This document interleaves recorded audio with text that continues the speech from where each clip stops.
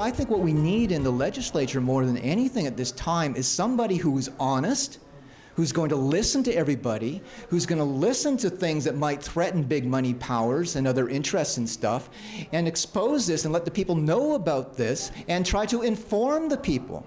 Okay? So if I was in the legislature on this issue, I wouldn't just give my position. I would say, okay, the other side has a position, let's bring them in, okay? And let's create an information package, and let's let the public know what their side of the story is. But let's also listen to this side of the story that has been systematically shut down over and over again and the public has never heard. Okay, I've done talks all over this province, and I've had people come into my talks and tell me that they came to my talk because they figured that I was some sort of bigot and hater, and they were just going to come in and listen and expose me during the question and answer period for the bigot that I was. And I've had people come up to me after the talk and say, why have I never heard this?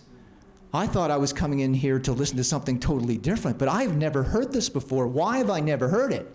Exactly, pointing to a problem in our establishment.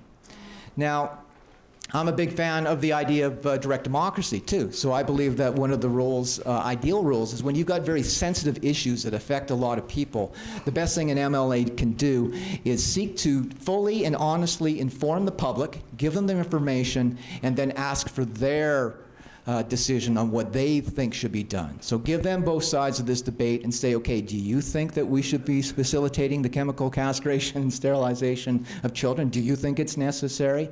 And allow the people to decide. And there's so many issues on which I think that should be done. The government, of course, is tending away from getting the public involved as much as possible. And you saw this with John Horgan in this election, and the fact that he was whining that in the legislature there was too much debate going on in there, and everybody wasn't on the same page, so he needed to have this election so everybody would be on, like, as if people are going to stop critiquing him after the election, or should stop critiquing him.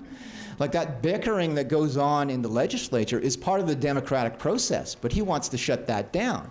He basically wants to rule, again, this is the party thing, he wants party rule, where everybody gets in line and follows party discipline and doesn't speak their conscience. I think every MLA in the legislature should always speak and vote their conscience. So that's another sort of thing that I'm very interested in.